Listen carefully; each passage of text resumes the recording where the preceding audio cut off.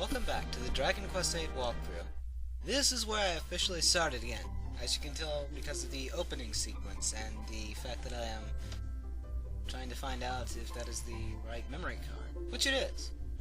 Level 27 Argonia. That sounds about right. Let's see, where did I say? Oh, right, Argonia. Duh. Right over my head, swear to God.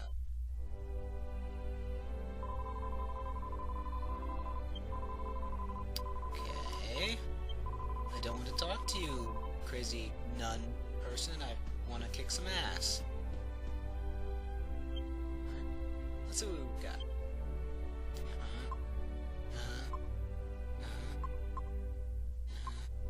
Alright, Bunny Girl outfit. Yeah, that'll become useless in a couple of parts. In all seriousness, it will. It's...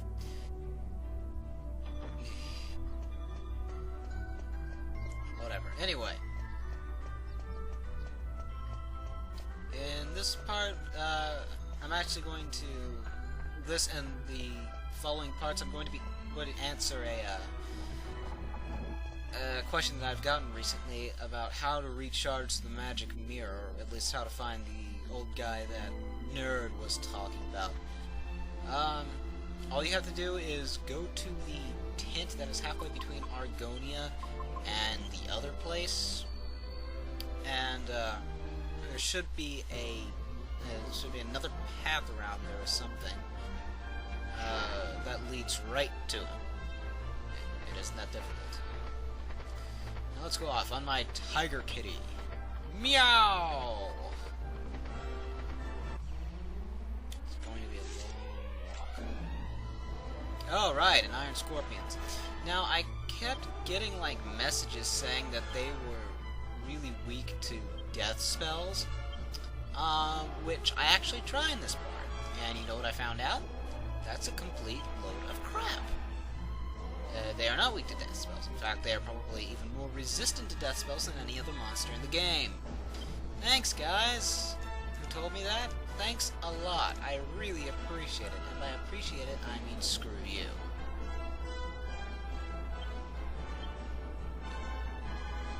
I honestly have nothing to do right now, so I'm just assigning random skills. I waste like half my magic trying to get to the place. It's hilarious. It's me.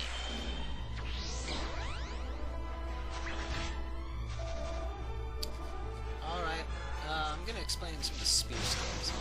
Thunder Thrust. It has a 25% chance of landing a critical hit on the opponent. This doesn't account for the opponent dodging the attack, or any other factor. That's just the base amount. It can be upgraded into Lightning Thrust, which has a 50% chance of getting a critical, you know, assuming that the opponent doesn't dodge your attack. It's a pretty useful move when leveling on metalings and stuff like that. However, it's kind of unreliable in regular battle, as you see clearly right here. It also costs 3 MP to use, so it's kind of, yeah, you don't want to spam that for an entire boss fight. That's just asking for something bad to happen to you. What do you know? They weren't affected. I wonder why. Moving on. The other skills of the spear that I have right now are the Mercutio, I think it is? Mercutio? I don't know. Something with an M. I'll just call it M Strike, because that sounds... I don't know. It sounds like it's from a cartoon. Someone tell me if M Strike is from a cartoon. Anyway, basically what it does is that it guarantees that the hero will make the first hit. It's not very useful in practicality. However, if your opponent has like Ice Wall or some wall of ice that debuffs you entirely and you want to get off that tension hit, then it actually is pretty useful to use. And it also doesn't cost any MP, which is great.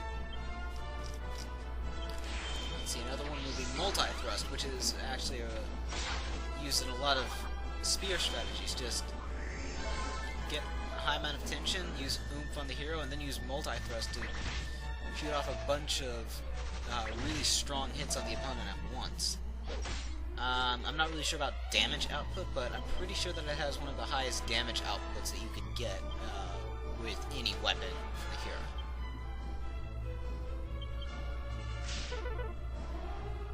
Remember guys, Falcon Slash is still useful. Just not if you have a spear.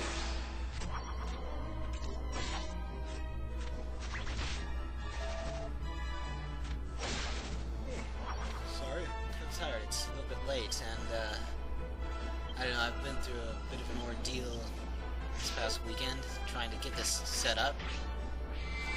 I'll tell you what, those guys at service at the Best Buy, I swear to God, those guys are a bunch of dicks.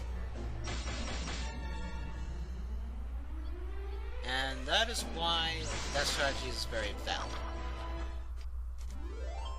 What I mentioned before, I don't know, I just kind of went off on a different tangent and then went back to that one subject. I do that a lot. Back to the Tiger Kitty. Meow. Oh, I also introduced a new feature to the Dragon Quest VIII walkthrough that I haven't before, and I'm actually questioning why I haven't before.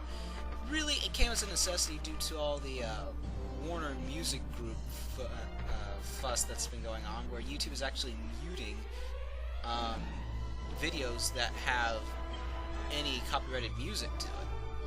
So in response to this, I had to cut down the amount of times that I'll have to do that in my videos, and since I mostly do it in battles, I decided to cut out battles entirely.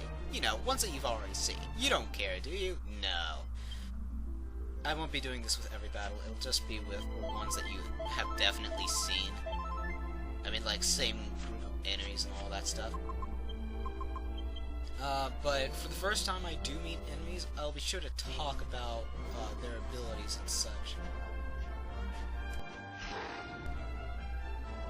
So yeah, don't worry, I'll still be showing enemies and talking about their abilities, just so you aren't completely unprepared. I mean, this is the purpose of a walkthrough, to prepare you for the actual game.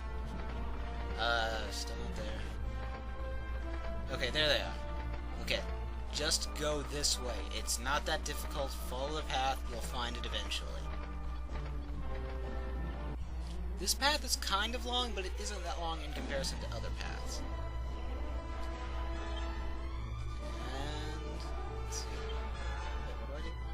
Alright. This is actually the first time I actually use in-battle Monster Team, but I don't show it because, like I said before, it just takes a while. In short, I use the Monster Team because I really didn't want to deal with those kind of monsters right then, because they might actually take a lot out of the party. If you want to know how to get the Monster Team, just look up my Monster Arena walkthrough. So yeah, it's just that. Moving on. Now you'll see some enemies you might not have seen before. On the left we have frogmen, just like frog faces, and all the other incarnate recolors of that thing. In the middle we have, what are they? Magic marionettes. These guys can do a weird dance which decreases your MP. So if you are a heavy magic user, you might want to take those guys out first. I also think they're resistant a little bit to magic type attacks, so you might want to be wary of that. Okay. And on the far right side are berserkers. If I remember correctly, they're very easy to kill. All you have to use is thwack, and most of them should die. They're very weak to it for some reason. I guess it's just the whole demi-human thing, I don't know. Whatever. In any case, weird dance sucks. And that attack does a bit more damage than usual. You want to take care of the frog faces very last, because you don't want to risk their faces showing and attacking.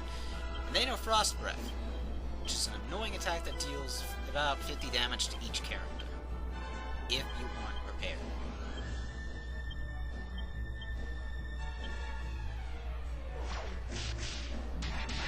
wraps it up for this part. I'm Vice Elric, and I will see you next time. Take care!